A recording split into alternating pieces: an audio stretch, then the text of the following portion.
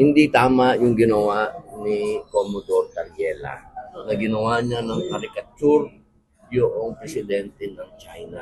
So how should we treat them as a guest knowing na nakikipagsagutan sila, sir? Firm and diplomatic. Yan ang sabi ng Pangulo, siya ang author dapat ng foreign policy natin. So, susunod tayo sa kanya. Huwag tayong maging bastos.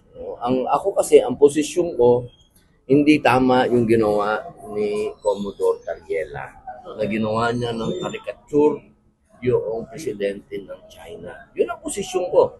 Yun naman ang sinasabi ko kay Senator Kiko, sa ibang mga senator.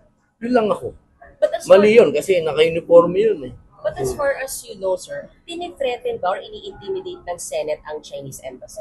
Knowing that he passed a resolution against Hindi them. naman ako sumuporta doon sa resolution na yun. But Senate as a whole, sir, walang intimidation kayong nakikita na ginagawa sa Chinese embassy. Sa akin kasi, kung ano man ang gawin ng Senado, amin yun. Kasi hindi namin sinasama ang executive doon, hindi namin sinasama ang judiciary doon. Desisyon lang ng Senado yun.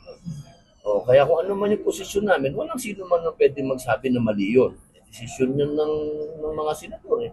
Pero ako, personal ako, hindi ako kasama doon sa resolution na yun. Kasi nga, ang gusto ko tanggalin yung sinasabi na sinusuportahan si Tariela.